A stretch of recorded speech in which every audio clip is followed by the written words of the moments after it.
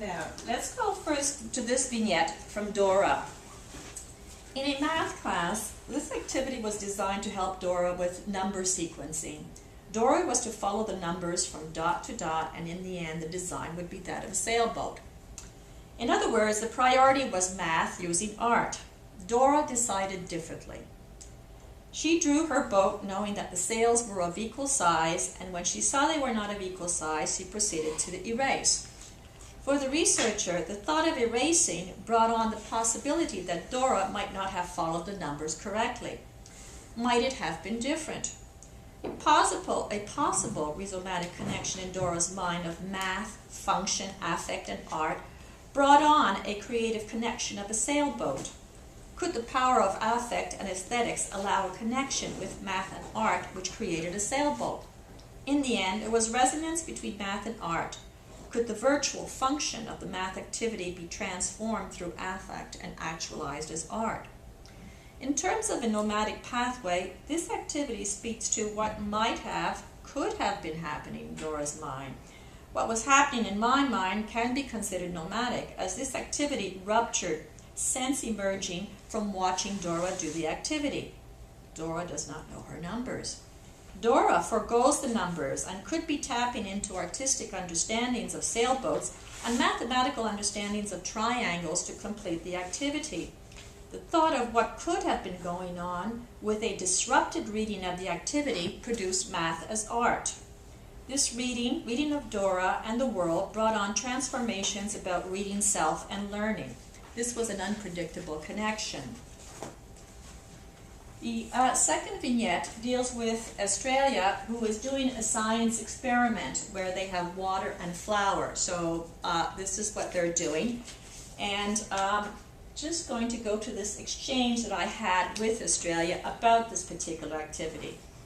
And I said, well, what do you like about this activity? Writing and doing the experiment, she says, at the same time seeing and listening, and then it is cement. And then I asked her about, how is it different from other kinds of writing? Well, she says, writing a story is more fun. In a story, you imagine, you're not there, but you hear. So I said, well, what do you like about writing in science? She says, you don't tell a story, and there are different words, and you learn a lot of things. In science, you write about the real world. Writing with a book, you can tell a story, and there are drawings. So in this exchange, I'll quote here from Deleuze and Guattari, is science constructs state of affairs with its functions. Recall now Australia. You don't tell a story, there are different words, and you learn a lot of things. You have to write about the experiment, how we do it, how it was, how it becomes, it looks, and it becomes something. In science, she says, you write about the real world. The words in an experiment are used differently, and this is what she's saying, differently than in writing a story. In science, you have to use small letters and always write between the lines. Now, I quote this time from Deleuze and Guattari once more, this time in reference to art. Art erects monuments with its sensations. And so Australia says, in a story, you imagine. You are not there, but you hear. With a book, you can tell a story, and there are drawings. In a story, you can use big words, and you can stretch them from here to the end of the room. All right? Now, the territories about what constitutes a scientific experiment and a storybook seem to be fairly delineated. If it could be different, what would science look like? Well, science should have drawings. How else could Australia remember? In addition to drawings, MLT would suggest that the fingers, eyes, nose, and mouth are deterritorialized and become tools for tasting, touching, and smelling. Quote from What is Philosophy? Sensation is realized in the material and does not exist outside of this realization, the material that passes into sensation. While art, philosophy, and science have their own trajectories, they nevertheless interact. In this vignette, the connection between art and science is perhaps the ability to create sensations in science. And there's also desire as an assemblage of experience, assemblage where sense emerges. So the stories are this way, and the science stories are another way. In her assemblage, could it be school culture, messages from the teacher? Desire plays into sense. reading what writing is in science and what writing is in a story. Territories are created.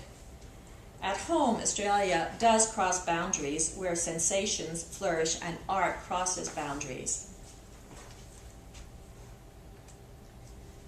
Okay, this is my final slide here. The title of this conference is Connect, Continue, Create. These connections do not happen unproblematically. Creativity happens on a path of ruptures that open up avenues for lines of flight. When connections happen, they do so because of assemblages that are disrupted, ruptured, in reading the world and self, MLT. These connections are complex and transdisciplinary, thinking with science, math, and art. In addition, they do not happen unproblematically because of the nomadic path events take. Nomadic connections provide pathways to creating reading as disruptive and imminent. Thank you.